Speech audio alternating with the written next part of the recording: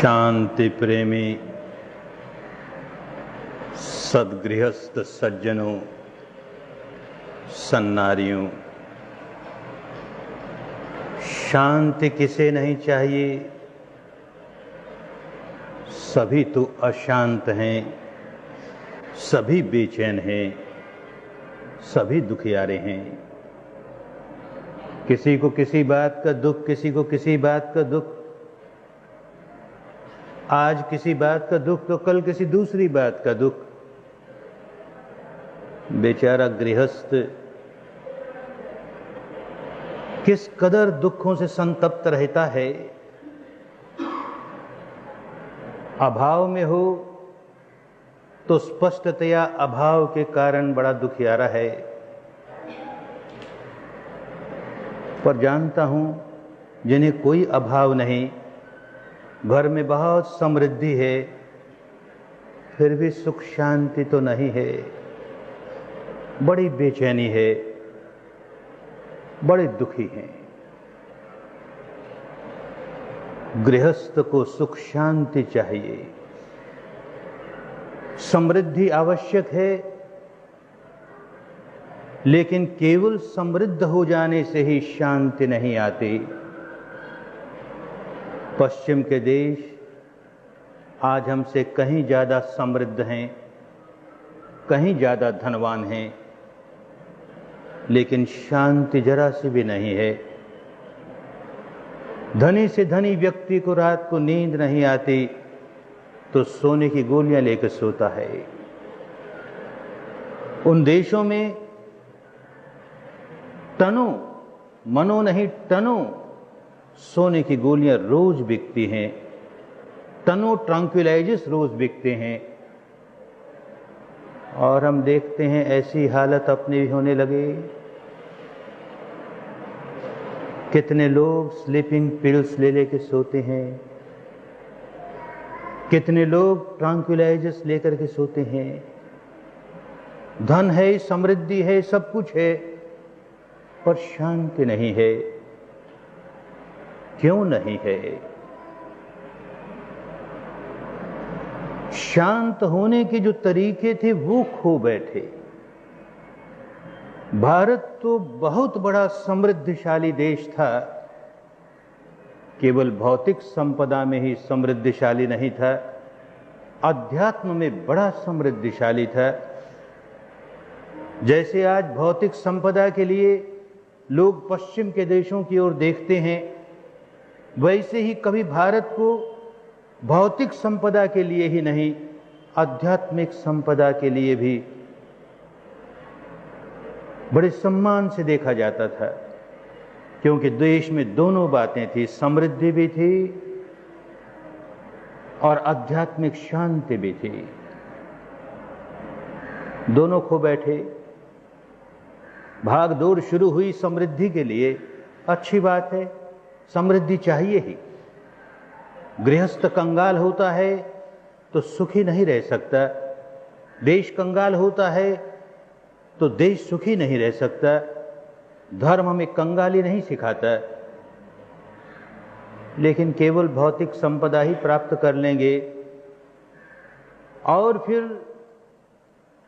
टनों tranquillisers रोज का रोज consume करेंगे, sleeping pills consume करेंगे, तो वो संपदा हमारे क्या काम आई? तो पश्चिम की तरह हम भी दुखियारे हो जाएंगे। भारत के पास ये आध्यात्मिक शांति का जो तरीका था उसे खो बैठे। वो जागे और वो उपदेशों से नहीं जागता, वो प्रवचनों से नहीं जागता, वो धर्म ग्रंथों को पढ़ने से नहीं जागता, वो चर्चा परिचर्चा से नहीं जागता। उसके लिए मेहनत करनी होती है, परिश्रम करना होता है, पुरुषार्थ करना होता है। बातें तो बहुत करते हैं अध्यात्म की, सारा देश अध्यात्म की बातों में कितना मशगूल है, लेकिन अध्यात्म जीवन में कैसे उतरे इसे भूल गए। और बड़ा कारण ये हुआ कि शिक्षा से अध्यात्म खो दिया।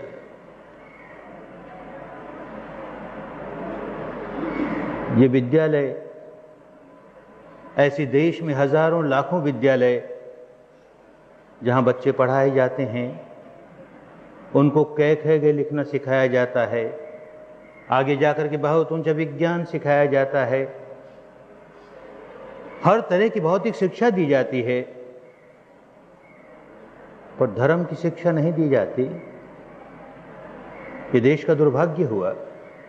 हम नहीं जानते इस पुस्तकालय, इस विद्यालय में धर्म की कितनी शिक्षा दी जाती है, लेकिन ब्रह्मदेश से यहाँ आने पर यह जानकर बड़ा दुख हुआ कि भारत की पाठशालाओं में धर्म को इसलिए दूर रखा गया कि हमारा देश धर्म निरपेक्ष देश है,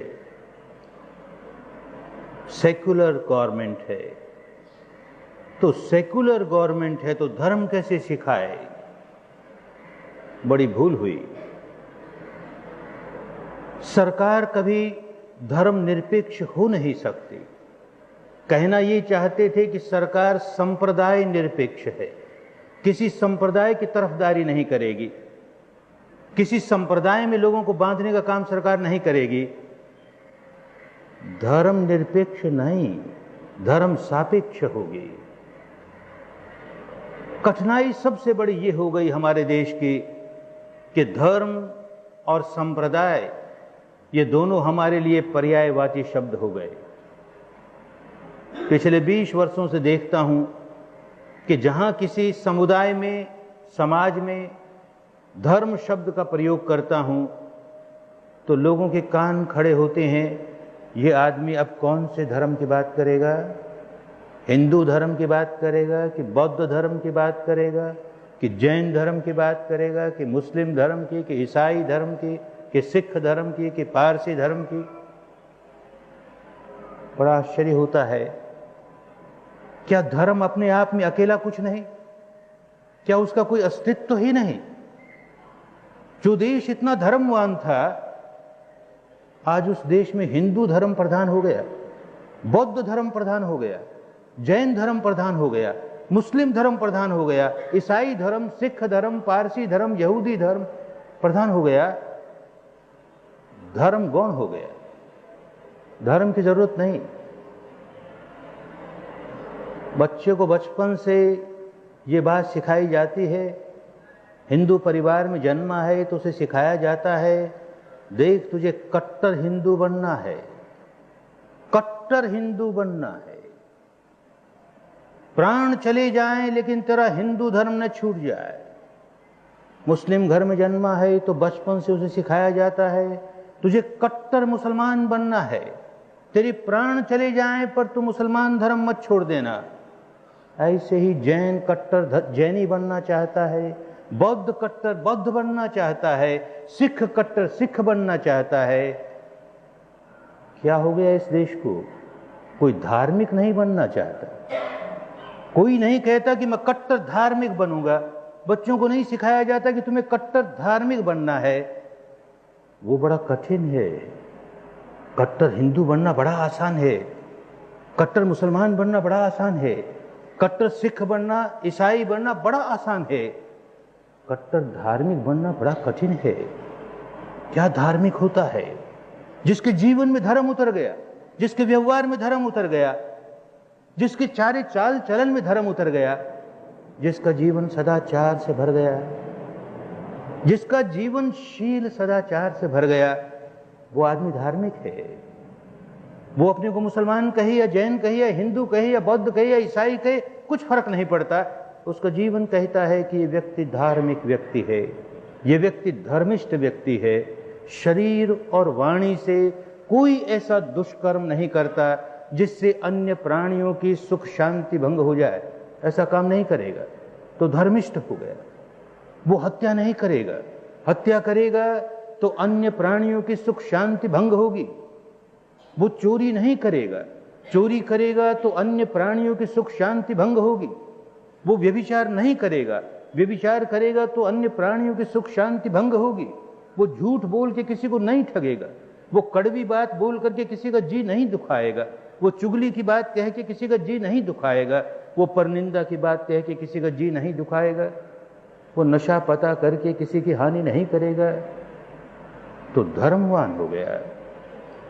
वो अपने को हिंदू कहता फिरे, वो अपने को जैन कहता फिरे, बौद्ध कहता फिरे, ईसाई कहता फिरे, पारसी कहता फिरे, सिख कहता फिरे, क्या फर्क पड़ा?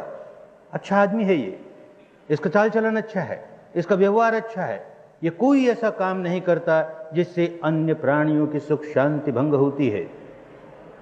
ये बात हमें बचपन में ही सिखाई जाती थी। हमारी सारी पाठशालाएं गुरुकुल कहलाती थी। क्या गुरुकुल होता है? जहां सिखाने वाला गुरु होता है, माने गौरवपूर्ण व्यक्ति होता है, ऐसा व्यक्ति जिसके जीवन में धर्म समा गया, ऐसा व्यक्ति धर्म ही सिखाएगा। सारे बच्चे उसके कुल के बच्चे हैं, ऐसा ऋषि कुल होता था, ऐसा गुरुकुल होता था। क्यों आज नहीं हो सकता? क्यों धर्म को हिंदू धर्म कह के सिखाया जाए? क्यों धर्म को बौद्ध धर्म कह के सिखाया जाए, या ईसाई धर्म या जैन धर्म कह के सिखाया जाए? धर्म को धर्म कह के सिखाया जाए तो सरकार सेकुलर रहे, हमारा क्या बिगड़ता है? अच्छी बात है, सरकार को सेकुलर होना ही चाहिए, सरकार को संप्रदाय निरपेक्ष होना ही चाहिए। जो सरकार किसी एक संप्रदाय का पक्षपात लेने लगी, बड़ी गई गुजरी सरकार है। वो देश का कल्याण नहीं कर सकेगी, समाज का कल्याण नहीं कर सकेगी, राष्ट्र का कल्याण नहीं कर सकेगी, लोगों में भेदभाव पैदा करेगी। तो सरकार को तो संप्रदाय निरपेक्ष होना ही चाहिए, धर्म निरपेक्ष नहीं, धर्म सापेक्ष होना चाहिए। और है धर्म सापेक्ष, लेकिन पागलपन से शिक्षा में से क्यों निकाल दिया गया? ये बहुत बड़ी भूल हो गई। सरकार का सारा विधान, संविधान, कॉन्स्टिट्यूशन धर्म सापेक्ष ही है। देश का पीनल कोड क्या कहता है? कोई व्यक्ति हत्या करता है तो सरकार उसे दंड देती है ना। कोई आदमी चोरी करता है, सरकार उसे दंड देती है ना। कोई आदमी झूठ बोल के किसी को ठगता है, सरकार उसे दंड देती है ना। कोई व्यभिचार करता है, सरकार दंड देती है ना। कोई नशा पता करके समाज की शांति भंग करता है, सरकार दंड देती है ना। तो धर्म सापेक्ष हुई ना, धर्मनिरपेक्ष कैसे हुई? कठिनाई ये हो गई, देश की बहुत बड़ा दुर्भाग्य हो गया कि धर्म और संप्रदाय इन दोनों का भेद भूल गए, एक ही मान लिया दोनों को। तो हिंदू बड़ा गर्व करता है कि मैं हिंदू हूं, मुसलमान बड़ा गर्व करता है कि मैं मुसलमान हूं, बौद्ध बड़ा गर्व करता है मैं बौद्ध हूं, जैन बड़ा गर्व करता है मैं जैन हूं, सिख बड़ा गर्व करता है मैं सिख हूं। कोई ये गर्व नहीं करता कि मैं धार्मिक हूं। सिखाया ही नहीं गया, हमें बांट दिया गया। हिंदू धर्म का अलग टुकड़ा, बुद्ध धर्म का अलग टुकड़ा, जैन धर्म का अलग टुकड़ा, ईसाई धर्म का अलग टुकड़ा। ऐसे ऐसे त्योहार मना लिया करो तो तुम इस संप्रदाय के व्यक्ति हो, ऐसे ऐसे त्योहार मनाने वाले इस संप्रदाय के व्यक्ति हैं, ऐसे ऐसे व्रत उपवास करने वाले इस संप्रदाय के व्यक्ति, ऐसे ऐसे व्रत उपवास करने वाले इस संप्रदाय के व्यक्ति, ऐसे ऐसे पूजा पाठ करने वाले इस संप्रदाय के व्यक्ति, ऐसे ऐसे पूजा पाठ करने वाले उस संप्रदाय के व्यक्ति, ऐसा ऐसा कर्म कांड करने वाले इस संप्रदाय के व्यक्ति, ऐसे ऐसे कर्म कांड करने वाले उस संप्रदाय के व्यक्ति, ऐसी ऐसी वेशभूषा वाले इस संप्रदाय के व्यक्ति, ऐसी ऐसी वेशभूषा वाले उस संप्रदाय के व्यक्ति, ऐसी ऐसी दार्शनिक मान्यता को मानने वाले इस संप्रदाय के व्यक्ति, ऐसी ऐसी दार्शनिक मान्यता को मानने वाले उस संप्रदाय के व्यक्ति। अरे इन सारी बातों का धर्म से जरा सा भी संबंध नहीं, दूर परे का भी संबंध नहीं, और इसको हमने धर्म मान लिया। तो बच्चों को सचमुच क्या सिखाएंगे? स्कूलों में बच्चों को यही सिखाना शुरू कर दें कि देख तुझे ऐसा पूजा पाठ करना चाहिए, तुझे ऐसे कर्मकांड करने चाहिए, तो हिंदू है तो ऐसी लंबी चोटी रखनी चाहिए, तो मुसलमान है तो ऐसी लंबी दाढ़ी रखनी चाहिए, तो सिख है तो तुझे लंबे केस रखने चाहिए, तुझको ऐसे कपड़े, ऐसी व्यवहार, ऐसी बात जो बाहर बाहर से दिखावा है, तुझको ऐसा करना चाहिए, तुझको वैसा करना चाहिए। तो सचमुच हिंदू धर्म सिखा रहे हैं, बौद्ध धर्म सिखा रहे हैं, जैन धर्म सिखा रहे हैं, ईसाई धर्म सिखा रहे हैं, धर्म नहीं सिखा रहे। बच्चे को ये सिखाएं कि तुम्हें हत्या नहीं करनी है, तुम्हें चोरी नहीं करनी है, तुम्हें व्यभिचार नहीं करना है, तुम्हें झूठ नहीं बोलना है, कड़वी बात नहीं बोलनी है, चुगली की बात नहीं बोलनी है, परनिंदा की बात नहीं बोलनी है, तुम्हें नशा पता नहीं करना है। तो धर्म की बात हुई ना। वो अपने व्रत त्योहार चाहे जैसे मनाए, हिंदुओं के मनाए, मुसलमान मुसलमानों के मनाए, सिख सिखों के मनाए, वो अपनी पूजा पाठ ऐसी करे वैसी करे, अपनी दार्शनिक मान्यता ऐसी माने वैसी माने, अपने मंदिर में जाए, मस्जिद में जाए, गुरुद्वारे में जाए, कहीं जाए। मूल बात तो धर्म की ये कि शरीर और वाणी से कोई ऐसा काम नहीं करूंगा जो अन्य लोगों की सुख शांति भंग करता है। ये पाठ बचपन से बच्चों को सिखा दें। आसान है सिखाना।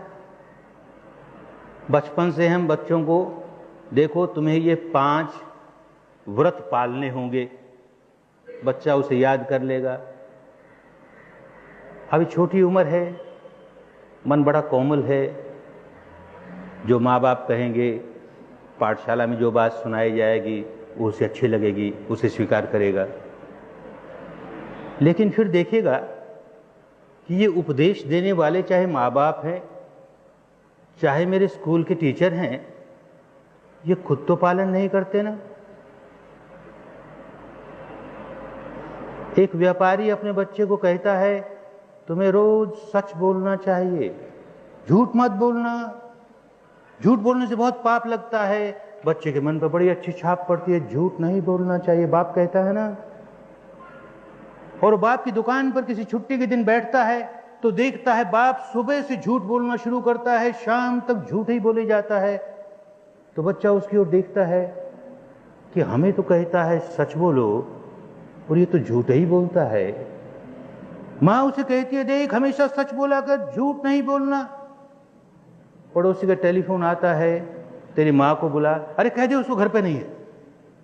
बच्चा उसके मुंह की ओर देखता है, घर पे नहीं है, घर पे है ना, घर पे कैसे नहीं, माँ कहती हूं ना बोल दे घर पे नहीं है। धीरे धीरे बच्चे के बात समझ में आने लगती है कि भाई ये पाठ तो अपनी जगह है और करना अपनी जगह है, धर्म अलग है, कर्म अलग है। धर्म और कर्म के 2 कंपार्टमेंट है अलग अलग। धर्म की बातें किया करो, धर्म की बातें सुना करो, धर्म को पालन मत करो। पालन करोगे तो तुम सुखी कैसे होगे, तुम धनवान कैसे होगे, तुम्हारे घर में पैसा कैसे आएगा। बाप देखो इतना झूठ बोलता है तो पैसा आता है ना उसके पास, वो झूठ नहीं बोलता तो पैसा नहीं आएगा ना। तो झूठ बोल, कर्म में झूठ और उपदेश में सच। तो बचपन से ही बच्चे के समझ में आने लगता है ये कोरे उपदेश हैं, इनको पालन करना जरूरी नहीं है।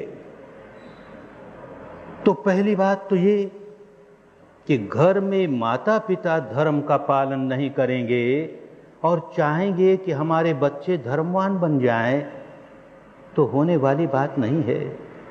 माँ बाप इस बात में खुश हैं कि मैं कट्टर हिंदू हूं, मैं कट्टर मुसलमान हूं, मैं कट्टर जैन हूं, मैं कट्टर बौद्ध हूं, मैं कट्टर ईसाई हूं, क्योंकि उनके ऐसे ऐसे जो त्योहार होते हैं सब मनाता हूं, उनके जैसे जैसे व्रत होते हैं सब करता हूं, उनके जो पूजा पाठ है सब करता हूं, ये काम करता हूं, वो काम करता हूं। सदाचार का पालन करना जरूरी नहीं है। कट्टर हिंदू बनने के लिए सदाचार का पालन करना जरूरी नहीं है। कट्टर मुसलमान बनने के लिए कट्टर बौद्ध, कट्टर ईसाई कोई जरूरी नहीं है। ये कर्मकांड पूरे कर लो बस तुम कट्टर हिंदू हो गए, ये कर्मकांड पूरे कर लो तुम कट्टर मुसलमान हो गए। कैसे अपने बच्चों को धर्म सिखाएंगे, कठिन बात हो गई ना। तो इस कठिन बात को कैसे सुधारें? अगर बच्चों को केवल उपदेश देकर ही रह जाएं तो बात बनती नहीं। उनके सामने एक उदाहरण होना चाहिए। स्कूल में टीचर कहती है कि देखो तुम्हें गुस्सा नहीं करना चाहिए, और थोड़ी देर के बाद वही पैंत पीटती है गुस्से के मारे, तो बच्चा देखता है कि देखो ये उपदेश तो देती है तुम्हें गुस्सा नहीं करना चाहिए, और खुद इतने गुस्से के मारे बैंत पीटती है। अच्छा ये भी उपदेश की बात है, गुस्सा नहीं करना चाहिए, ये उपदेश की बात, करने की बात नहीं। अरे ये सारी बातें जब सिखाने वालों के जीवन में नहीं उतरेगी तो बच्चों के जीवन में कैसे उतरेगी? तो पहली बात तो जिनको धर्म सिखाना है, और क्यों सिखाना है, शांति नहीं मिलेगी। बिना जीवन में धर्म उतरे हुए हजार संपदा आ जाए, शांति नहीं आएगी। सहूलियत खूब आ जाएगी, सीढ़ियों पर नहीं चढ़ना पड़ेगा, लिफ्ट लगा लेंगे, चढ़ जाएंगे लिफ्ट से, मेहनत नहीं करनी पड़ेगी। यहां से 10 कदम भी चलना हो तो कार सामने होगी, कार में बैठ के चले जाएंगे। कहीं गर्मी न लग जाए इसके लिए एयर कंडीशन लगा के बैठ जाएंगे। ये सारी सुविधा आ जाएगी, शांति कहां से आएगी? सुविधा में और शांति में जमीन आसमान का फर्क। सारी सुविधाएं होते हुए भी आदमी बेचैन रहता है, बड़ा बेचैन रहता है। ऐसा क्यों हो गया, ऐसा क्यों नहीं हुआ, ये मेरी मनचाही बात क्यों नहीं हुई, ये अनचाही बात क्यों हो गई? अरे सारे जीवन भर यही करता है, मेरी मनचाही नहीं हुई, मेरी मनचाही नहीं हुई, उसने ऐसा क्यों कर दिया, उसने ऐसा क्यों कह दिया। दुखी दुखी है ना, क्योंकि सीखा ही नहीं धर्म पालन करना। उपदेश बहुत सुने, उपदेश देता भी बहुत है, उपदेश सुनता भी बहुत है, पालन नहीं करता। कैसे करे, करने की विद्या लुप्त हो गई। मन ही वश में नहीं हो तो कैसे पालन करे? एक शराबी आदमी नहीं चाहता कि उसका बच्चा शराबी बने, नहीं चाहता, क्योंकि वो जानता है शराब पीना बहुत बुरा है, लेकिन मुझे लत लग गई, मैं क्या करूं, अपने बच्चे को बचाना चाहता है। एक जुआरी आदमी नहीं चाहता है कि उसका बच्चा जुआ खेले, उससे दूर रखना चाहता है। एक व्यभिचारी व्यक्ति नहीं चाहता कि उसके बच्चे व्यभिचारी बन जाएं, दूर रखना चाहता है, लेकिन खुद नहीं निकल पाता, उन व्यसनों से खुद नहीं निकल पाता, उन आसक्तियों से स्वयं नहीं निकल पाता, कैसे बच्चे को दूर रखेगा? तो ये विद्या पहले माँ बाप को सीखनी होगी, स्कूल में पढ़ाने वाले अध्यापक अध्यापिकाओं को सीखनी होगी, अपने मन को कैसे वश में करें। जिसका मन वश में नहीं, वो बुद्धि के स्तर पर हजार समझता रहे कि हमको सदाचार का जीवन जीना है, हमको दुराचार का जीवन नहीं जीना, ये खूब समझता है, स्वीकार भी करता है, फिर भी मन वश में नहीं है तो सदाचार से दूर रहता है, दुराचार का ही जीवन जीता है, क्योंकि मन का मालिक नहीं है। तो हमारे यहाँ देश में केवल उपदेश नहीं हुआ करते, धर्म शब्द का अर्थ यही है कि उपदेश मत दो, धारण करो। धारेति धर्म, धारण करता है तो धर्म है, धारण नहीं करता तो धर्म नहीं है, कोरी बातें हैं। हमारे देश में धर्म को कोरी बातें कोई मानता ही नहीं था, धारण करने को ही धर्म मानते थे। अब तो बात करने को धर्म मानते हैं, धारण करने की जरूरत नहीं। खूब बातें करो, हम भी आ गए, घंटे भर बोल जाएंगे, बहुत अच्छा बोला, देखो धर्म कितना समझाया हमको। बोलने वाला अगर ये ना सोचेगा कि मैं जो बोल रहा हूं उसको मैं धारण कर रहा हूं कि नहीं, सुनने वाले ये नहीं सोचेंगे कि आज जो बात सुने उसको कैसे धारण करें, कोई तरीका होना चाहिए, हम भी सीखें उस तरीके को।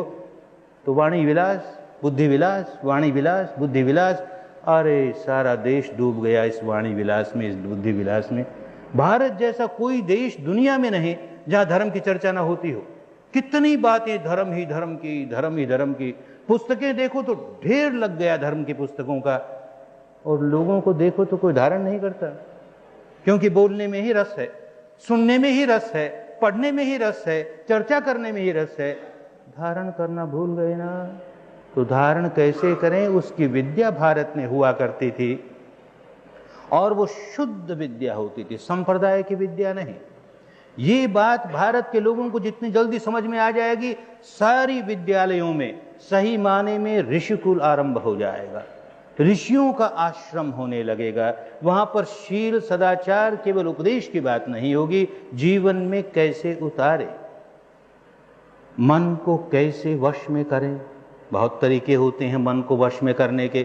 थोड़ी देर आंख बंद करके बैठ जाओ और जिस किसी देवी में, देवता में, ईश्वर में, ब्रह्म में, किसी महापुरुष में, किसी संत में बड़ी श्रद्धा हो, उसका नाम लेना शुरू कर दो भीतर ही भीतर। बार बार उसका नाम उच्चारण करो, बार बार नाम जप करो। जपते जपते जपते मन शांत होने लगेगा, मन एकाग्र होने लगेगा, मन के मालिक हो गए।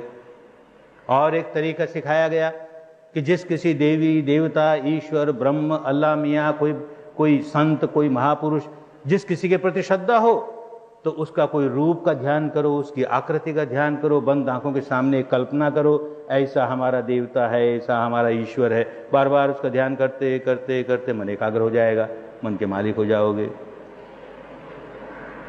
लेकिन फिर संप्रदाय की बात हुई। हर संप्रदाय का अपना अपना ईश्वर है, अलग अलग ईश्वर सबके, परमात्मा सबके अलग अलग, अपने अपने देवी, अपने अपने देवता, अपने अपने संत। तो किसी एक संप्रदाय के ईश्वर का नाम दूसरा संप्रदाय वाला कैसे लेगा? स्कूल में यह पढ़ाया जाए कि तुम थोड़ी देर आंख बंद करके राम राम राम राम राम राम बोलो, तो जो मुस्लिम बच्चे होंगे राम राम क्यों बोले भाई? हमको अल्लाह अल्लाह बोलना सिखाओ तो हम बोलेंगे, नहीं तो नहीं बोलेंगे। जो ईसाई बच्चा होगा हमको गॉड गॉड बोलना सिखाओ तो बोलेंगे, नहीं तो नहीं बोलेंगे। जो जैन बच्चा होगा वो हमको अनंत अनंत महावीर महावीर बोलना सिखाओ तो बोलेंगे, नहीं तो नहीं बोलेंगे। जो बौद्ध होगा हमको बुद्ध बुद्ध बोलना सिखाओ तो, अरे फिर संप्रदाय की बात हो गई ना, फिर झगड़े की बात हो गई। तो हमारे देश में एक विद्या सिखाई गई जिसका संप्रदाय से कोई लेन देन नहीं। हर बच्चे को, बूढ़े को, औरत को, मर्द को यही सिखाया जाता था, आंख बंद करके अपने सांस को जान। सांस आता है, सांस जाता है, बस इसको जानते रहे। सांस आ रहा है तो हमने जान लिया आ रहा है, सांस जा रहा है हमने जान लिया जा रहा है। जैसा भी सांस है, लंबा है तो जान लिया लंबा है, ऊंचा है तो जान लिया ऊंचा है। सांस से कसरत नहीं करनी सिखाई, सांस को नियंत्रण करना नहीं सिखाया, प्राणायाम नहीं सिखाया। वो बिल्कुल अलग विद्या, ये बिल्कुल अलग विद्या। केवल पहरेदार बन जाओ अपने सांस के। आता है तो जान लो आता है, जाता है तो जान लो जाता है, भारी है तो जान लो भारी है, हल्का है तो जान लो हल्का है, कि लंबा है कि ऊंचा है, कि बाईं नाक से गुजर रहा है कि दाहिनी नाक से गुजर रहा है। बात तो बड़ी अजीब सी लगेगी। अरे इसको देख के क्या मिलेगा? ये तो आ ही रहा है ना, हम न देखें तो भी आ रहा है, हम न देखें तो भी जा रहा है। अरे बाबा इसको क्या देखें? ये भी कोई बात हुई? लेकिन बड़े समझदार थे हमारे देश के ऋषि, बड़े समझदार थे हमारे देश के महापुरुष। उन्होंने ये विद्या क्यों सिखाई? एक तो इसलिए कि किसी संप्रदाय में नहीं बंधोगे। सांस तो हर एक देख सकता है, हिंदू का सांस भी वैसा ही, मुसलमान का सांस भी वैसा ही, बौद्ध का, जैन का, ईसाई का, कोई फर्क नहीं। हम किसी सांस को नहीं कह सकते ये तो अब के जो आ रहा है ये हिंदू सांस आ रहा है, देख अब के मुस्लिम सांस आना शुरू हो गया, ये इसको जैन सांस आता है, इसको बौद्ध सांस आता है। ऐसा नहीं होता ना, सांस तो सांस है, सार्वजनीन बात है, सबकी एक जैसी बात है। तो सबसे बड़ा कारण तो ये कि केवल सांस को देखना शुरू करो ताकि किसी संप्रदाय से नहीं बंधोगे। तो आज के जैसी सरकार होगी, सेक्युलर सरकार होगी, जो कहती है कि हम धर्म निरपेक्ष हैं, हम कहते हैं तुम संप्रदाय निरपेक्ष हो। अच्छा बाबा, अपने को धर्म निरपेक्ष कहो चाहे, पर बच्चों को ये तो सीखने दो कि सांस आता है सांस जाता है। माँ बापों को भी ये तो सीखने दो कि सांस आता है सांस जाता है। देखते जाएंगे देखते जाएंगे देखते जाएंगे तो एक ऐसा आलंबन मिल गया जिस आलंबन के सहारे मन टिकना शुरू हो गया। मन टिकना शुरू हो गया तो धीरे धीरे मन के मालिक होने लगे। एक बड़ी बात हुई, इसके आगे बढ़ेंगे तो और बड़ी बात हो जाएगी। आदमी को यह देखना है कि हमको कहा गया तू हत्या मत कर, लेकिन जब किसी पर गुस्सा आ जाता तो हम तो हत्या कर देते हैं। तो मूल बात यह कि हमको गुस्सा ना आए, हम में क्रोध नहीं जागे, हम में द्वेष नहीं जागे, हम में दुर्भावना नहीं जागे।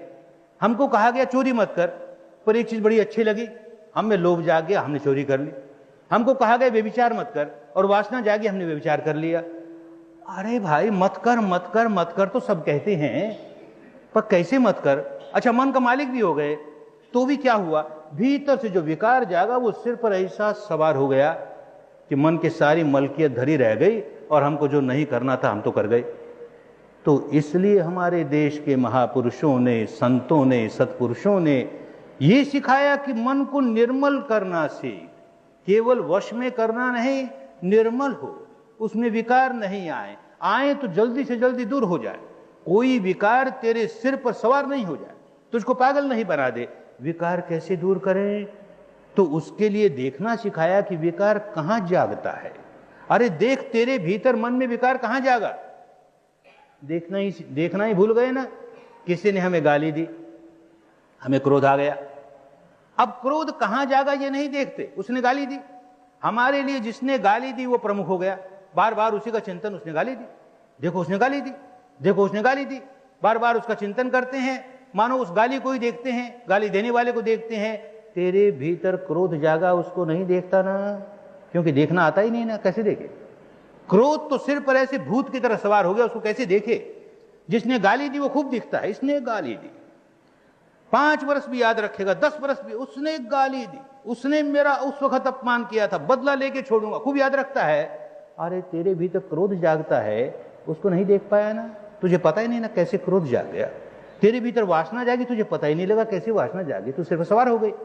तेरे अंदर भय जागा, भय सिर पर सवार हो गया। तेरे अंदर जो विकार जागा, तेरे सिर पर सवार हो गया। वो तूने कहां देखा? तो देश के संतों ने, ऋषियों ने, महापुरुषों ने उसे देखना सिखाया, उसे देखने के लिए सांस देखना सिखाया। जो आदमी अपना सांस देखना शुरू कर देता है, शुद्ध सांस, उसके साथ कोई शब्द नहीं जोड़ेगा, उसके साथ कोई रूप, कोई आकृति नहीं जोड़ेगा, एक वैज्ञानिक की तरह अपने भीतर ये माइंड और मैटर, इनका इंटरेक्शन कैसे होता है, माइंड कैसे काम करता है, कैसे बॉडी पर उसका इन्फ्लुएंस होता है, कैसे बॉडी के इन्फ्लुएंस होने पर कैसे माइंड फिर रिएक्ट करता है, ये सारा का सारा करंट और अंडर करंट एक्शन और रिएक्शन, उसको देख करके अपने विकारों से मुक्ति पा सकता है।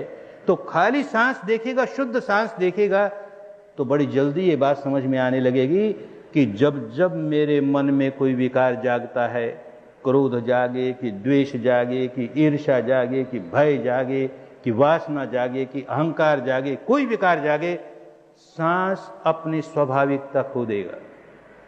सांस स्वाभाविक रह नहीं सकता, तेज हो जाएगा, भारी हो जाएगा, और जैसे ही विकार दूर हुआ, सांस फिर वैसा का वैसा स्वाभाविक हो गया। अरे तो इन विकारों का मेरे सांस से बहुत गहरा संबंध है। इसलिए देश के ऋषियों ने, मुनियों ने, महापुरुषों ने सांस का दर्शन करना सिखाया कि सांस को देखना सीख। सांस को देखते देखते तू अपने मन को देखने लगेगा, और मन को देखते देखते मन के विकारों को देखने लगेगा, और जब देखने लगेगा तो भीतर से जाग उठेगा। अब तो भीतर से सोए हैं ना, बाहर से जागे हैं, और जो भीतर से जाग गया उसमें विकार नहीं जागते। उसमें विकार जाग गए तो टिकते नहीं। जिस घर का मालिक सोया है उस घर में चोर आते हैं, जिस घर का मालिक जाग रहा है चोर आते नहीं, डरते हैं। और आ भी गए और देख लिया मालिक जाग रहा है तो भाग जाएंगे, टिकेंगे नहीं। यही बात हमारे मन की है। हम भीतर से जागते रहेंगे, विकार अंदर आने नहीं पाएंगे। भूले चूके आ भी गए तो टिकने नहीं पाए, भागना पड़ेगा उनको। बस ये विद्या को ही पुरानी भाषा में विपश्यना कहते थे। पश्यना माने देखना, विपश्यना माने साक्षी भाव से देखना, तटस्थ भाव से देखना, भोगता भाव से नहीं। गुस्सा आया और उसे भोगने लगे तो गुस्से को और बढ़ाएंगे। गुस्सा आया उसे साक्षी भाव से देखने लगेंगे। अच्छा भाई ये गुस्सा आया है, तुझे भी देखते हैं तो कब तक रहता है, तुझे भी देखें तो कब तक रहता है, देखे तो तुझे। और देख गुस्सा आया तो हमारे शरीर पर क्या होने लगा, इसको भी देखते हैं। तो देखिएगा धड़कन बढ़ गई, देखिएगा तनाव बढ़ गया, या देखिएगा कि होठ कांपने लगे, आंख लाल होने लगी, मुंह लाल होने लगा। अरे क्या होने लगा, सांस तेज हो गया, इसको भी देख, इसको भी देखता है। अरे देखते देखते देखते गुस्सा ठंडा हो गया, भाग गया। चोर को देख लिया ना, चोर घर में आ गया था, उसको देख लिया, वो टिकेगा नहीं, भागना ही पड़ेगा। तो भाई ये जागृति, भीतर की जागृति ये नहीं आएगी तो विकारों से छुटकारा नहीं होगा, और विकारों से छुटकारा नहीं होगा तो मन को 1000 कंट्रोल कर ले, फिर भी बार बार ये विकार जाग करके सारा कंट्रोल तोड़ देंगे, हमारा धरा रह जाएगा, हमारा कंट्रोल काम नहीं आएगा, और फिर सदाचार का जीवन जी नहीं सकेंगे, चाहे तो भी नहीं जी पाएंगे। तो पहली बात धर्म की ये कि शील सदाचार का जीवन जिए। दूसरी बात ये कि शील सदाचार का जीवन जीने के लिए मन को वश में करना सीखें। और तीसरी बात, मन को सही ढंग से वश में करने के लिए मन को निर्मल करना सीखें, उसके विकार दूर करें।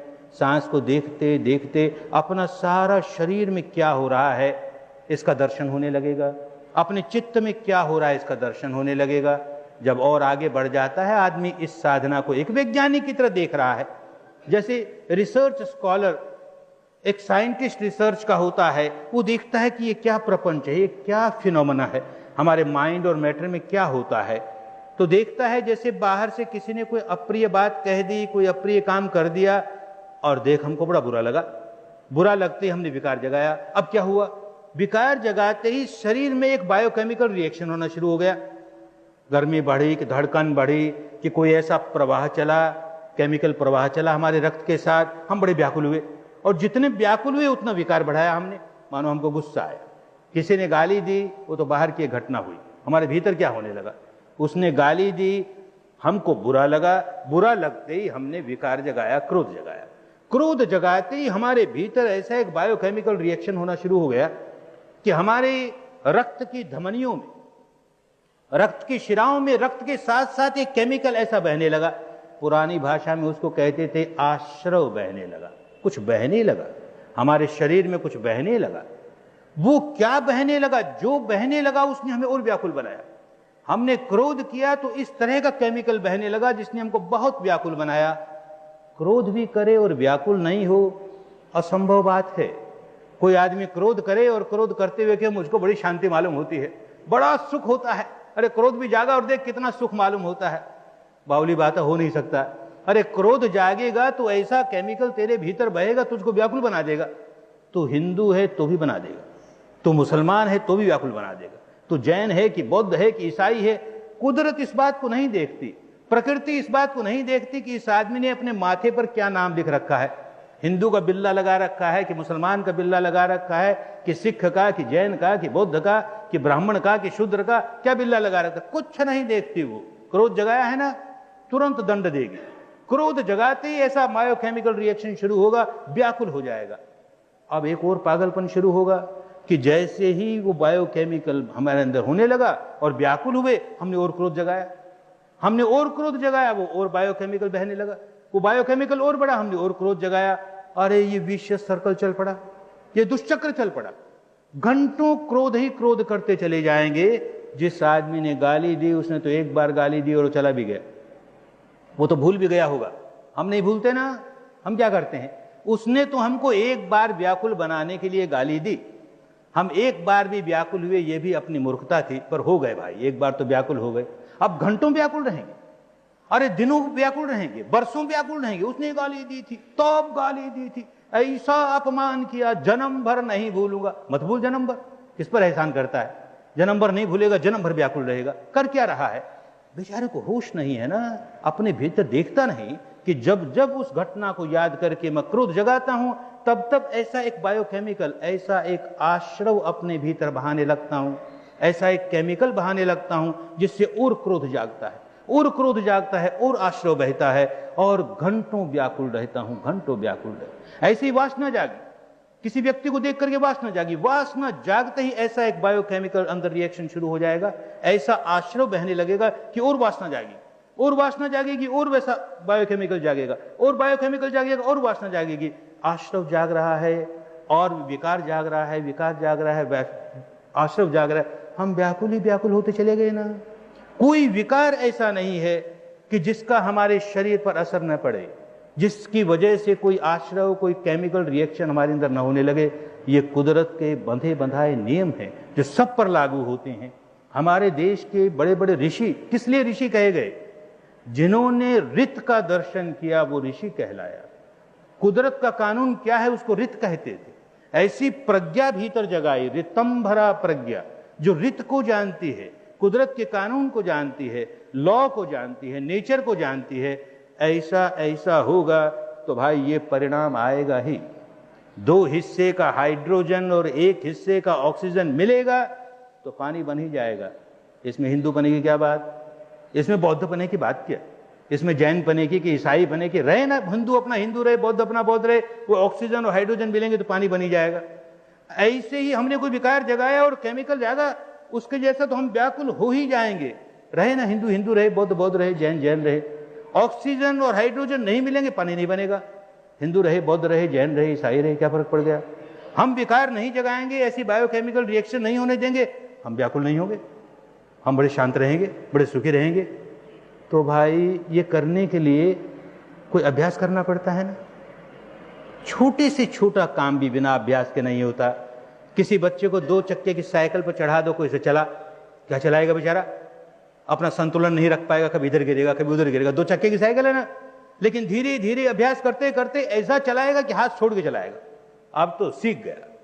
किसी को पानी में छोड़ो, तैरना सिखाओ, अरे आंख में पानी गया, नाक में पानी गया, हाय रे मरा रे, मैं तो डूबा रे, और यूं करते करते यूं तैरने लगा। नदी रही समुद्र भी पार कर जाए, इतना तैरने लगा। अभ्यास करना होता है ना। अरे मन को विकारों से विमुक्त करना है और भीतर सही सुख शांति प्राप्त करनी है, और वो किसी की कृपा से हो जाएगी। गुरु महाराज की कृपा से हो जाएगी, अल्लाह मियां की कृपा से हो जाएगी, हमको कुछ नहीं करना, हम कुछ नहीं करते, तो भाई कोरे के कोरे रह जाओगे, कुछ नहीं होगा, प्राप्त तो कुछ नहीं होगा। बड़ा पुरुषार्थ करना पड़ता है, बड़ी मेहनत करनी पड़ती है, और तरीका मालूम हो तो पुरुषार्थ अपना फल तत्काल देने लगता है। स्कूलों में बच्चों को केवल पहला पाठ सिखाया विपश्यना का कि तुम केवल सांस देखना सीखो। सुबह शाम बच्चे थोड़ी थोड़ी देर 10-15 मिनट केवल सांस देखना सीखे। 2, 4, 6 महीने में रिजल्ट आने लगे कि बच्चे में बड़ा परिवर्तन आने लगा। उनके माता पिता लिखने लगे हमारे बच्चे में बड़ा परिवर्तन आया। कुछ बच्चे आते हैं इगतपुरी में 3 दिन का शिविर लगता है केवल सांस सीखने का, और उसके बाद देखते हैं रोज सुबह शाम करते हैं, बड़ा परिवर्तन आने लगा। पढ़ाई में तेज हो गए, स्मरण शक्ति तेज हो गई, उनकी याददाश्त बड़ी तेज हो गई, उनमें जो नर्वसपना था वो निकल गया। बच्चे ने साल भर खूब मेहनत की है, अपने विषय को, अपने सब्जेक्ट को खूब समझ गया है, उससे चाहे जब पूछ लो अपना सब्जेक्ट खूब समझा के बोल देगा, लेकिन जब परीक्षा देने के लिए बैठा, एग्जामिनेशन में गया तो नर्वस हो गया। वो पेपर खोलते नर्वस हो गया, सब भूल भाल गया, तो जवाब नहीं देकर आया या गलत तरीके से देकर आया तो पास नहीं हुआ, या फेल, पास भी हुआ तो बहुत कम नंबरों से पास हुआ। तो क्यों भाई, पढ़ाई तो उसने बिल्कुल ठीक की थी ना, तो कमी क्या रह गई कि उस बेचारे को नर्वस नहीं होना चाहिए ये सिखाया नहीं गया। कहने को तो सबने कहा नर्वस मत हो जाना, देखो तुम एग्जामिनेशन में जाओ ना तो नर्वस मत हो जाना। अरे मत हो जाना तो कहते हो, कैसे मत हो जाना, ये तो सिखाया नहीं ना किसी ने। उसी बच्चे को ये सिखाया जाए कि तुम रोज सुबह शाम 10-10 मिनट जो सांस देखते हो ना, पर्चा खोलने के पहले आंख खोले खोले ही थोड़ी देर अपने सांस को देखो, 5 मिनट देखो बस, फिर पर्चा खोलो। जरा सा नर्वस पने का नामो निशान नहीं रहेगा, बल्कि जो बात भूल गई थी वो सारी याद आ जाएगी, बहुत अच्छा पर्चा करके आएगा। उन बच्चों के एग्जामिनेशन रिजल्ट अच्छे आने लगे। अरे जीवन में भी तो जो हमारे भीतर हीन भावना होती है हमको कितना नर्वस बनाती है। बहुत पढ़ लिख गया, MA कर ली, डॉक्टरेट कर ली, ये कर ली, हीन भावना नहीं निकली। किसी बड़े आदमी के पास जाता है तो भीतर भीतर कांपता है, तो कैसे सफल होगा जीवन में? हीन भावना निकलनी चाहिए ना, उसका नर्वसपना निकलना चाहिए ना। अरे इतनी बड़ी विद्या हमारे देश के पास जो ये सारी हीन भावना निकाल के फेंक देवे, सारे विकार निकाल के फेंक देवे, बचपन से सिखाई जानी चाहिए ना। तो देखा जिन जिन स्कूलों में बड़े उत्साह के मारे इन विपश्यना के सह आचार्यों ने, सहायक आचार्यों ने जाकर के आनापान सिखा दी, बड़े उत्साह के मारे, और उन स्कूलों के किसी अध्यापक ने साधना की नहीं, उस स्कूल के मैनेजमेंट के किसी आदमी ने साधना की नहीं, तो बच्चे बेचारे 2-4 महीने तो करते रहे, फिर छोड़ छाड़ दिया। कोई करता ही नहीं ना, हम क्यों करें, कोई करता ही नहीं ना, हम क्यों करें। और जिस जिस स्कूल में स्कूल के टीचर भी विपश्यना करने वाले हों, उसके मैनेजमेंट के लोग भी विपश्यना करने वाले हों, और जिस परिवार में माता पिता भी विपश्यना करने वाले हों, हम देखते हैं उन बच्चों का कैसा बड़ा, कितना बड़ा उत्थान होने लगा, कितनी उन्नति होने लगी हर क्षेत्र में। अध्यात्म में जहां आदमी पका कि फिर तो सारे क्षेत्रों में उन्नति करता चला जाएगा। अध्यात्म में कमजोर है, अपने मन का मालिक नहीं है, अपना मन विकारों से भरा हुआ है, कैसे सुखी होगा, दुखी होगा ना। तो बचपन से ही ये विद्या सिखानी चाहिए। हिंदू भी कर सकता है, जैन भी, बौद्ध भी, ईसाई भी, मुसलमान भी, बिल्कुल सेकुलर मान करके, ये किसी संप्रदाय के साथ नहीं जुड़ी हुई। सांस देखना है भाई, और भीतर शरीर और चित्त पर क्या होने लगा इसको देखना है भाई, ताकि हम विकारों से मुक्त हो जाएं। काम ये करना है, इसमें हिंदूपना क्या कहेगा, बौद्धपना क्या कहेगा, जैनपना क्या कहेगा, रहें हिंदू अपना, हिंदू को हिंदू कहते रहे, बौद्ध बौद्ध कहते रहे, जैन जैन कहते रहे, अपने व्रत उपवास उसी तरह मनाते रहे, अपनी पूजा पाठ उसी तरह करते रहे, अपने और कुछ जो मान्यताएं हैं, दार्शनिक मान्यताएं, उनको मानते रहे, पर ये काम तो करें, अपने मन को वश में करना सीखें, अपने मन को निर्मल करना सीखें। तो बच्चों में ये बात जानी बहुत जरूरी है। एक समय था भारत का, कोई 2000 वर्ष पुरानी बात है, बाहर से कोई विदेशी इस देश में घूमने के लिए आया, और सारे देश की यात्रा करते हुए उसने देखा कि पनघट पे जाकर के वो देखता है कि यहाँ की औरतें आपस में क्या बात करती हैं। तो देखता है, वो लिखता है पुस्तक उसकी बाहर की, वो देखता है कि यहाँ की औरतें पनघट पे बात यही करती है, अरे तेरी विपश्यना साधना कैसी चल रही है रे, कहाँ तक अनुभूति हुई तुझे, कैसी अनुभूति हुई। शाम को किसी चौपाल में चले जाता है, वहां बड़े बूढ़े बैठे गप लगाते हैं, तो वहां बैठ के सुनता है उनकी बात, ये क्या बात करते हैं, कहते वही बात करते हैं, तेरी विपश्यना कैसी हो रही है रे, तुझे क्या कठिनाई आ रही है विपश्यना में, तुझे क्या लाभ हो रहा है विपश्यना का। अरे सारे देश में यही चर्चा।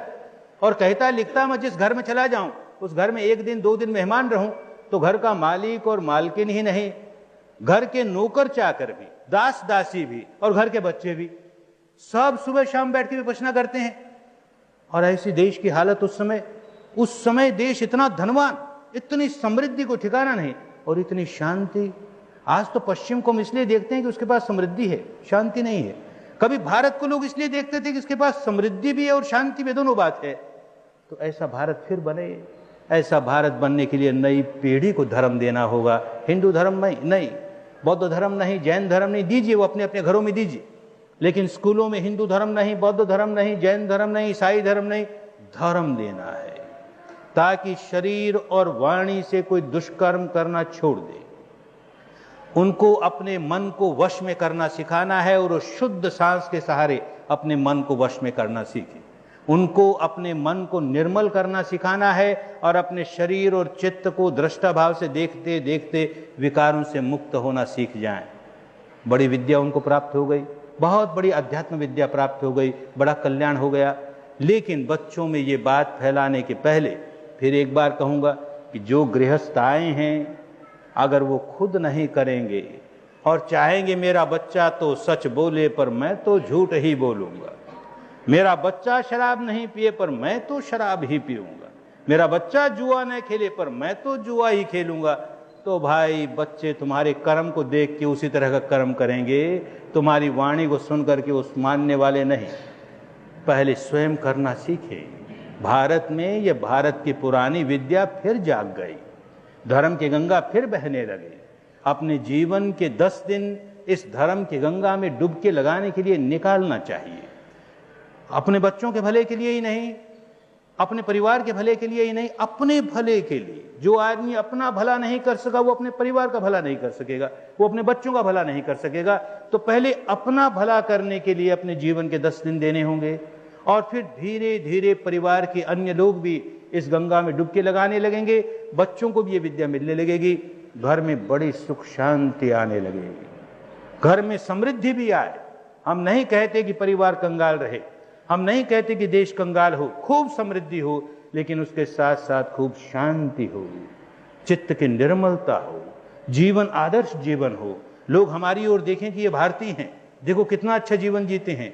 2000 वर्ष पहले यही हालत थी भारत की, लोग भारतीयों की ओर देखते थे कितने अच्छे जीवन जीने वाले हैं। आज कोई ऐसा नहीं देखता भारतीयों की ओर। बाहर फिरता हूँ जगह जगह तो खूब जानता हूँ कि भारतीयों को कुछ हेय दृष्टि से देखते हैं, बातें बहुत करते हैं अध्यात्म की, इनके जीवन में अध्यात्म नहीं है, ऐसा सब जानते हैं। अपने जीवन में अध्यात्म आए, इसके लिए मेहनत करनी सीखें, परिश्रम करना सीखें, जीवन के अपने 10 दिनों का त्याग करना सीखें। बच्चों को जो विद्या सिखानी है उसे पहले खुद सीखें, खुद सीख करके स्वयं ध्यान करने लगें, बच्चों को साथ बैठा के ध्यान करने लगें। देखें बहुत बड़ा प्रभाव आना शुरू हो जाएगा। विद्यार्थियों को सिखाने के पहले जो स्कूल के टीचर हैं वो स्वयं ध्यान करने लगे, फिर बच्चों के साथ 10 मिनट बैठ के ध्यान करें, देखें कितना बड़ा फर्क आने लग गया। भारत अध्यात्म देश है, इसमें तो अध्यात्म जागना ही चाहिए। केवल बातों वाला अध्यात्म नहीं जागे, वो तो बहुत जाग गया, अब करने वाला अध्यात्म जागे। अध्यात्म शब्द का अर्थ ये कि अपने भीतर की सच्चाई को स्वयं देखना, वो अध्यात्म कहा जाता है। तो अपने भीतर की सच्चाई को स्वयं देखने की ऐसी अनमोल विद्या भारत की, ऐसी वैज्ञानिक विद्या, ऐसी संप्रदाय विहीन विद्या, किसी संप्रदाय में बंधने की जरूरत नहीं, किसी में कन्वर्शन होने की जरूरत नहीं। हम जो हैं वो हैं, लेकिन अपने मन को निर्मल रखेंगे, अपने मन को वश में रखेंगे, अपने शरीर और वाणी से कोई ऐसा काम नहीं करेंगे जिससे अन्य प्राणियों की सुख शांति भंग हो। बस ऐसा जीवन जरा जरा सा भी आना शुरू हुआ तो उतने उतने धार्मिक बनने लगे। हिंदू है तो धार्मिक हो गया, मुसलमान है तो धार्मिक हो गया, ईसाई है कि सिख है कि बौद्ध है कि जैन है, धार्मिक हो गया। ज्यादा जीवन में आने लगी, बहुत धार्मिक हो गया, पूर्ण धार्मिक हो गया। इसकी पढ़ाई अपने घरों में शुरू करें, पाठशालाओं में शुरू करें, बड़ा मंगल होगा, बड़ा कल्याण होगा।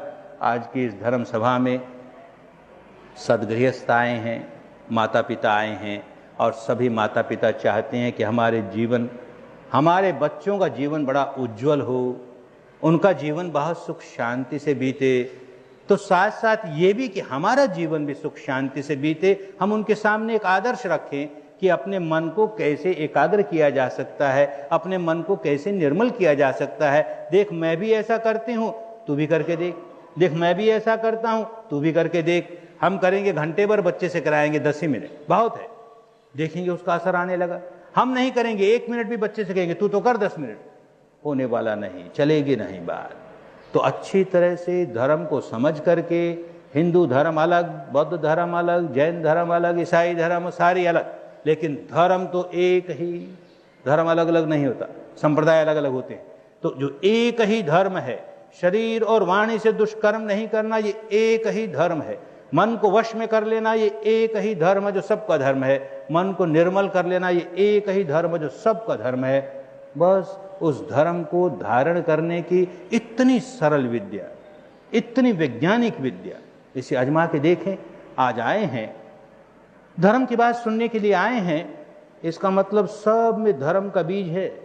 धर्म का बीज तो है, लेकिन वो विकसित नहीं हुआ, वो फूला नहीं, वो फला नहीं। अरे तो खाली बीज ही लेकर के सारा जीवन बिता देंगे, धर्म का बीज तो भीतर रहेगा, उसको विकसित नहीं होने देंगे तो काम की बात नहीं हुई। तो जो लोग आए हैं सब में धर्म का बीज है, नहीं तो आता नहीं। आज तो संडे है ना, सिनेमा जाएंगे, वीडियो खेलेंगे, देखेंगे, अमुक करेंगे, कोई नहीं आता। तो जो जो आए हैं, इस बात का प्रमाण है, इस बात की सबूत है कि सब के भीतर धर्म का बीज है। अरे भाई, अब उस धर्म के बीज को विकसित करो, खूब फूले, खूब फले, स्वयं भी सुख शांति भोगें, अपने परिवार में भी खूब सुख शांति आए, अड़ोस पड़ोस में खूब सुख शांति आए, सारे समाज में खूब सुख शांति आए, सारे राष्ट्र में खूब सुख शांति आए, सारे विश्व में खूब सुख शांति आए। ये भारत की अनमोल संपदा सुख शांति की संपदा है। सबका मंगल हो, सबका कल्याण हो, सबको सुख शांति मिले, सुख शांति मिले।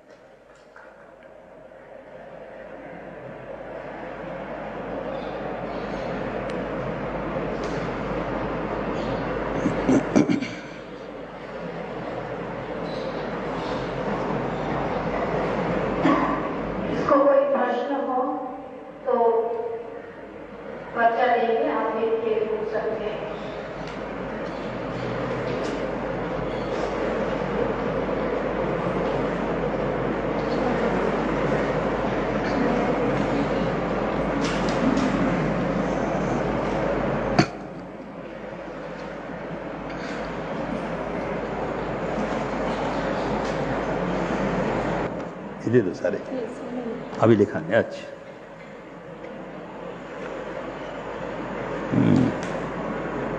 सांस को देखना कैसे? अच्छा प्रश्न किया। सांस को देखना कैसे? उसका कोई रूप तो होता नहीं, उसकी कोई आकृति तो होती नहीं, तो क्या देखें सांस को? भारत की पुरानी भाषा में देखना किसको कहते थे? अनुभव करने को कहते थे, फील करने को देखना कहते थे उन दिनों। तो देखो माने अपना सांस फील करो। सांस भीतर आ रहा है तो हमें मालूम होता है, देख भीतर आ रहा है ना, और बाहर जा रहा है। अपना ध्यान नाक के दरवाजे पर लगा लिया, और सांस जाएगा तो नाक में से ही जाएगा, बाईं में से जाए कि दाहिनी में से जाए तो पता लगेगा। देखिए भीतर जा रहा है ना, उसकी कुछ सुरफराहट होगी, हवा भीतर जा रही है ऐसा मालूम होगा। ऐसे बाहर आने लगा तो मालूम होगा बाहर आ रहा है। शुरू में कठिनाई होगी, लेकिन काम करते करते खूब मालूम होने लगेगा। 10 दिन बुलाते हैं तो यही सिखाते हैं, कैसे देखो, ये सिखाते हैं।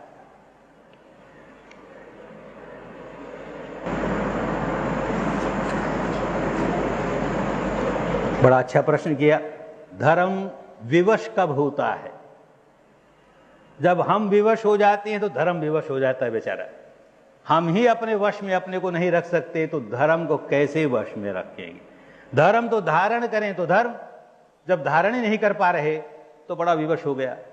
और जिस दिन धर्म हिंदू धर्म बन जाता है विवश हो गया, बौद्ध धर्म बन जाता है विवश हो गया, जैन धर्म बना के बौद्ध धर्म बना के ईसाई धर्म विवश हो गया।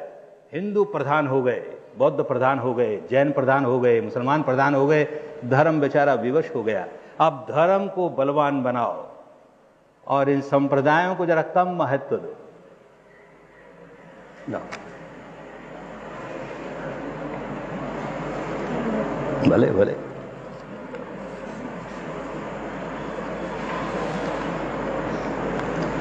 अपने सांस को देखना चाहिए, मन को स्थिर करना चाहिए। वह प्रयोग कैसे करके दिखाएं, वो प्रयोग कैसे करें, इसीलिए तो तुम्हारे जीवन के 10 दिन मांगे हमने।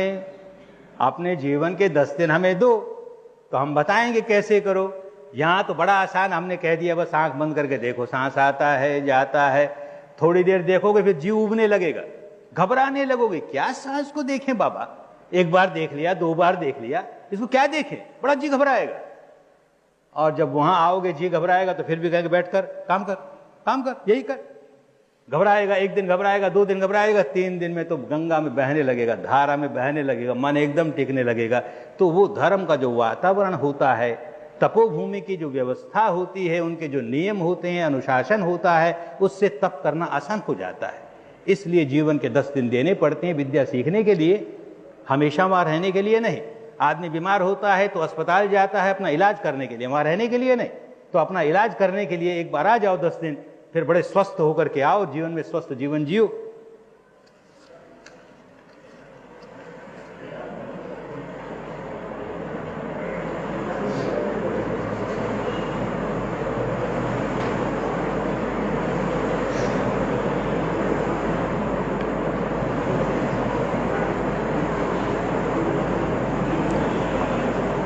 One has to come across situations of tension, and one come across actions which hurt someone's feelings. How can this be avoided? It cannot be avoided by these sermons. It is impossible. To avoid that, you have to go to the depth of the mind where you started generating the defilement which hurts the feeling of other people. Unless you can go to the depth of your mind, what you call unconscious mind, you've got complexes of all these impurities deep inside. Unless you take out these complexes yourself, you can never come out of it.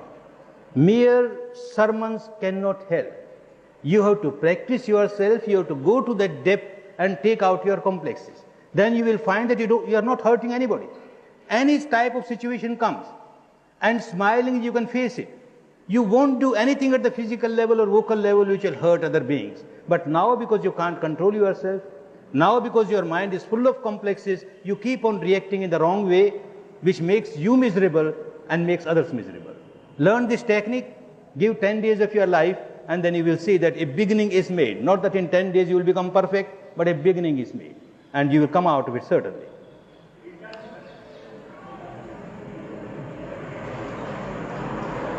Vipassana हम कैसे करें और विपश्यना क्या है, कैसे करें, इसके लिए तो कहा ना 10 दिन देने होंगे। हम 2-4 मिनट में बता सकते हैं विपश्यना कैसे करें, पर कर नहीं पाओगे भाई। किसी आदमी को 10 मिनट में बता दिया जाए कार ऐसे चलाया जाता है, ऐसे स्टार्ट कर दिया करो, फिर ऐसे गियर बदल लिया करो, फिर ऐसे व्हील चला दिया करो, ये कर लिया करो, अब चलाओ, जाओ चलाओ, क्या होगा उस आदमी का, क्या होगा, लोगों का क्या होगा। तैरने वाले को कह दे कि बस पानी में कूद गए, ये हाथ ऐसे थोड़ा चलाओ, फिर वो ऐसे चलाओ, पांव को ऐसे करो, बस जाओ अब चलाओ, क्या होगा उस आदमी का। भाई ऐसी ही बात है, इससे ज्यादा खतरनाक बात है, ये केवल उपदेशों से नहीं आने वाली। 10 दिन आओ फिर खूब समझ में आएगा। विपश्यना माने विशेष रूप से देखना। हम भोक्ता भाव का जीवन हमेशा जीते हैं, दृष्टा भाव का जीवन कैसे जिए, बस ये विपश्यना सिखाएगी। आओ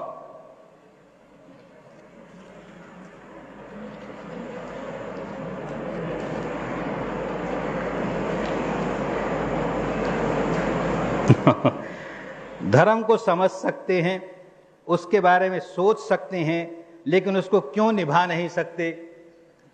बहुत पुराना प्रश्न है भाई, ये प्रश्न तो आज नहीं सदियों से किया जाता रहा। दुर्योधन, महाभारत देखते हो ना आजकल दुर्योधन पूछता है, कहता है कि जानामि धर्मम न च मे निवृत्ति, जानामि अधर्मम न च मे प्रवृत्ति। खूब जानता हूं कि यह धर्म है, लेकिन वैसी प्रवृत्ति नहीं होती। खूब जानता हूं ये अधर्म है, पर उससे निवृत्ति ही नहीं होती। बेचारा पूछता ही रह गया, उसको कोई जवाब देने वाला नहीं मिला। विपश्यना सिखाने वाला होता तो सिखा देता। देख, इस प्रकार जो तू जानता है अधर्म है, उससे ऐसे दूर हो सकता है। ये धर्म है, इसको ऐसे पालन कर सकता है। केवल उपदेशों से नहीं होता, उसके लिए मेहनत करनी होती है, उसकी अपनी एक्सरसाइज होती है। बॉडी को स्वस्थ रखने के लिए हम बॉडी एक्सरसाइज सीखते हैं कि नहीं? हम आसन प्राणायाम जाके सीखते हैं तो हमारा शरीर स्वस्थ रहे इसलिए सीखते हैं। ऐसे मन को स्वस्थ रखने के लिए भी भारत में कोई वैज्ञानिक एक्सरसाइजेस थी, वो भूल गए। उसको फिर से शुरू कर देंगे तो मन बड़ा स्वस्थ रहने लगेगा।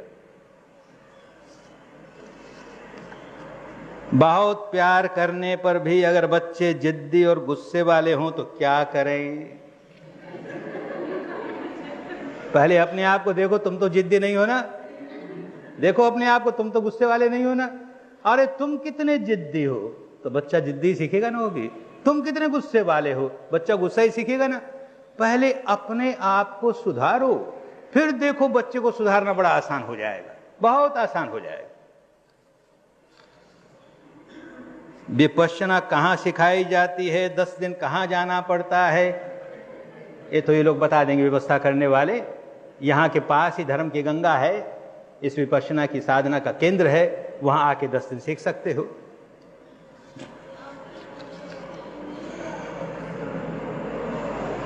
आज के जमाने में इंसान सच बोलना कैसे सीखे?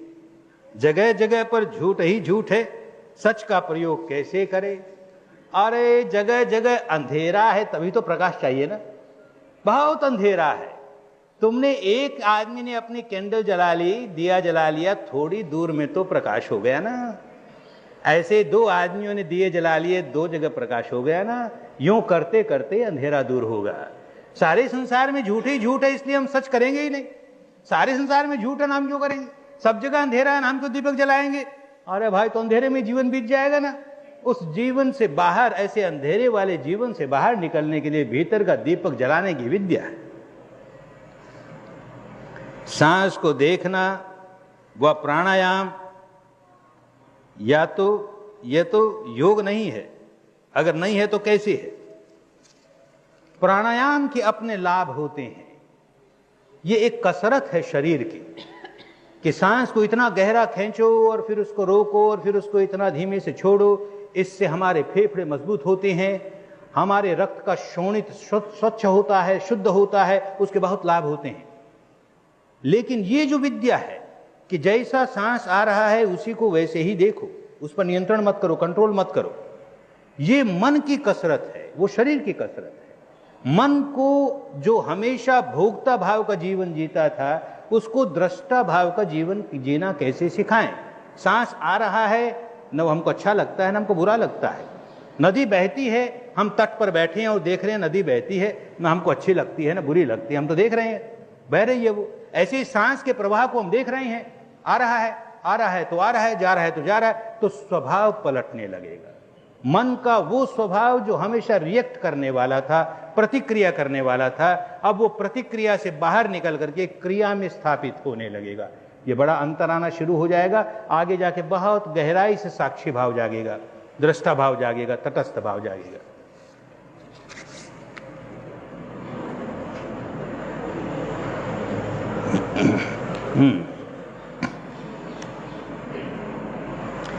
It can't be conducted at this place.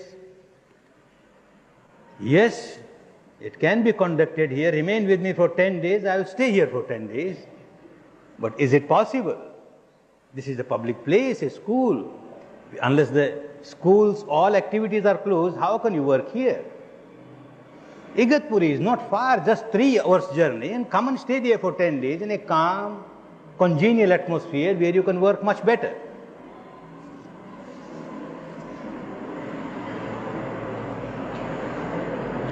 चंद्र स्वर और सूर्य स्वर क्या है? उसका सांस मन किस तरह की शांति आ सकती है? भाई चंद्र स्वर हो चाहे सूर्य स्वर हो, उसे देखना आ जाएगा तो देखेंगे बड़ी शांति आने लगी। अन्यथा चाहे जैसा स्वर चलता हो, हम तो उसी तरह प्रतिक्रिया करते हैं, क्रोध जगाते हैं, भय जगाते हैं, ईर्ष्या जगाते हैं, तो न चंद्र स्वर काम आया न सूर्य स्वर काम आया, और उसको देखना सीख गए तो दोनों काम आ गए। देखना सीखना है।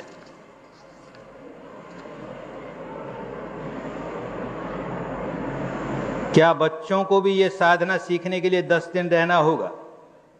क्या बच्चों को ये साधना सिखाना आसान है? नहीं, बच्चों को 10 दिन नहीं सिखाते। आरंभ केवल सांस का काम से करते हैं और 3 दिनों का शिविर लगाते हैं। इगतपुरी में बच्चों के लिए छुट्टियों के दिनों में 3-3 दिन के शिविर होते हैं, उसमें बच्चे आ सकते हैं और उसके बाद घर जाकर वो सांस का ही काम करेंगे। कुछ और बड़े हो जाएंगे तब उनको और गहराई से सिखाना शुरू कर देंगे।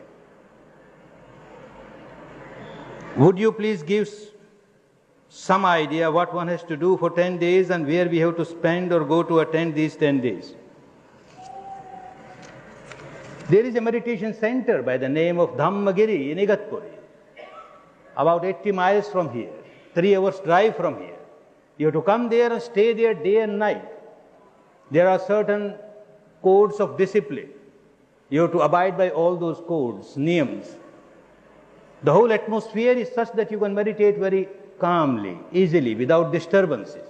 For the first 3 days, you will be taught how to observe your natural respiration. From the 4th day onward, you will start observing the reality within yourself. That means the reality of mind and matter, the interconnection between mind and matter, the interaction of the mind and matter, how one influences the other, how one reacts with the other, the influence of other, the reaction of other, the current, the undercurrent, and how you become agitated because of all that. If you start observing it, then you stop reaction, you just observe it, and you are coming out of this mad habit of reacting, and the life will be full of action. Whenever you react, it is full of negativity. You make yourself unhappy, you make others unhappy. When it is a life of action, it is always full of positivity. You remain happy, you make others happy. It is a way of life. It is a code of conduct. It is an art of living. Come for 10 days, just 3 hours journey from here, and forget your other responsibilities for 10 days, and you will learn this technique. Good. और हैं?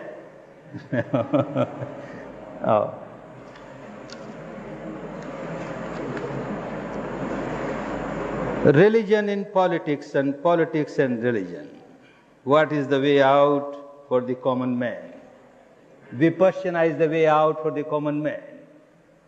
Today what you call politics and today what you call religion, dharma, actually it is no dharma.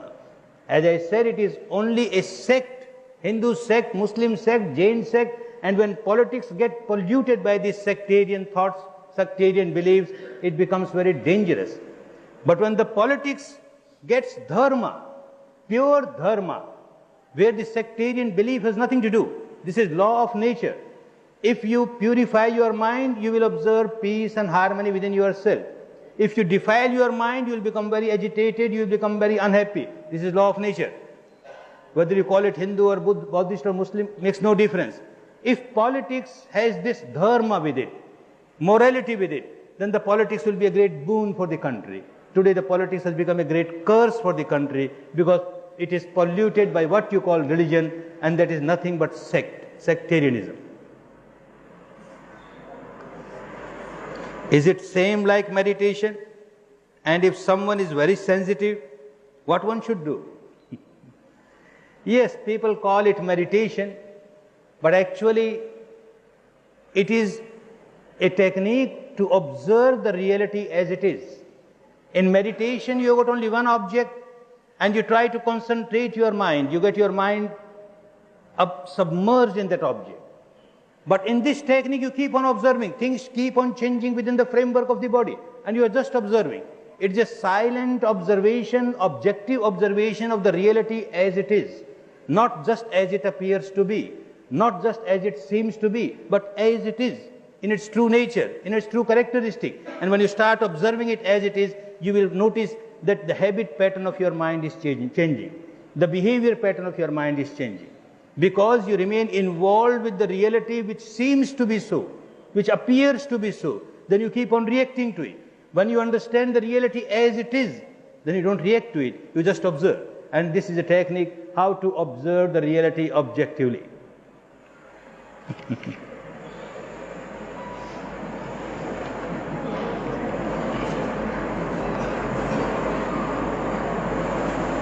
Is there any age limitation for the child? Can person come there with family and stay there? What age limit can there be? Those who practice Vipassana and those who understood the value of Vipassana, the teaching to the child starts when the child is in the womb. In the West, now it has become so popular that pregnant women keep coming to the courses so that the child gets this Vipassana even before birth. The vibration that you give to the child, it comes out as such a Dhamma baby, so peaceful, so quiet, so good. You give it at that time. If you have missed that, all right. Then give it, begin as soon as the child is able to understand, maybe even 4 or 5 years. Just the breath, awareness of breath, 2 minutes, 3 minutes, doesn't matter. And as he grows, she grows, you keep on prolonging the period. There is no time limit. You can start at any time. It is impossible for a housewife to leave the duties for 10 days. Can you please take this into consideration and find a way out? Certainly. I wanted to do that and I have tried that, but I failed miserably. It's very easy to give sermons. Oh, look, you can't come for 10 days because you are so busy. All right, sit down now and learn how to observe respiration. Learn, 5 minutes, 10 minutes. Ah, wonderful, now I got it. And after 2, 3, 4 days, you stop it because you don't get established. You say that you are very busy with your duty. Why don't you take this as a part of the duty? A mother has to be a good mother. A father has to be a good father. For that, the mother has to learn how to be a good mother. The father has to learn how to be a good father. This is the training for the mother. This is the training for the father. Unless you get this training, how you will fulfill your duty? You are not fulfilling your duty. You simply say that I am busy with my duty. You are not fulfilling your duty properly. Learn this technique and you will find that you are fulfilling your duty much better.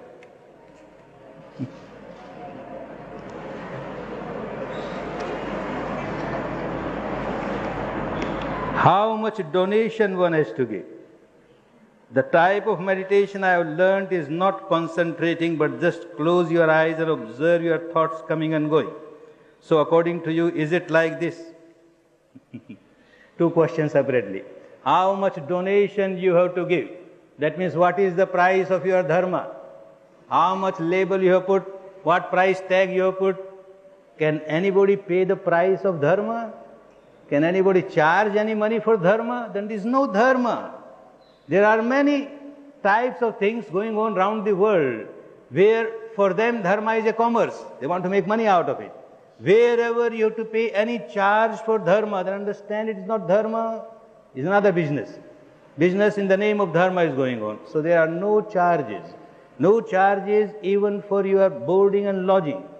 People who come there and they find that it is so good and they get benefited, then they give donation for the coming students, not for themselves. They live with the donation of others. And they give donation for the future students. They may give, they may not give. Nobody questions. Nobody even knows. Just 1 or 2 who prepare the accounts. Otherwise, others won't know who has paid what. Otherwise, it won't be dharma. In dharma, commercialism should be kept far away. Not a trace of commercialism should be there. So, no charges. And then you said about concentrating and observing your thoughts. It is easy to say that you observe your thoughts. But when you practice Vipassana, you will find that you are not observing your thought, you are rolling in your thought. You are taking interest in the thought and you say you are observing your thought. When you really start observing the thought, not even one sentence can be completed. It will stop. The moment you really observe the thought, it will stop. Because the technique is lost. So you keep on rolling in the thought and you say, I am observing my thought. Oh, wonderful, this technique of observing thought is so good. It is not observation of thought, it is just rolling in thought. You will find the difference when you take this technique, practice this technique.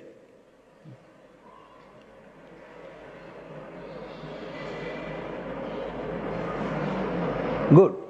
अब सबको अपने अपने घर जाना है ना, रोटी पकानी है, बच्चों के लिए भी, अपने लिए भी, घर वालों के लिए भी, और बाकियों को सिनेमा जाना है, कहीं ना कहीं जाना होगा. अच्छी बात. अब छुट्टी लेकिन यहाँ की जो आज की सभा में आए उसको बुद्धि विलास वाणी विलास बना के नहीं चले जाए। आज नहीं तो कल, इस महीने नहीं तो अगले महीने, इस साल नहीं तो अगले साल, कभी ना कभी धर्म के गंगा में डुबकी लगाने के लिए जरूर आए तो यहाँ आने का लाभ होगा। नहीं तो सिनेमा देख के मन खुश होता है, थिएटर देख के मन खुश होता है, तो चलो आज ये विपश्यना वाला कोई गुरु आया, इसकी बात सुन के बड़ा अच्छा लगा, बस मन बड़ा खुश हो गया। ऐसे मन बहलाने के लिए नहीं आए। जो आए खूब धर्म का लाभ उठाए, सबका मंगल हो, कल्याण हो, स्वस्थ मुक्ति हो, स्वस्थ मुक्ति हो।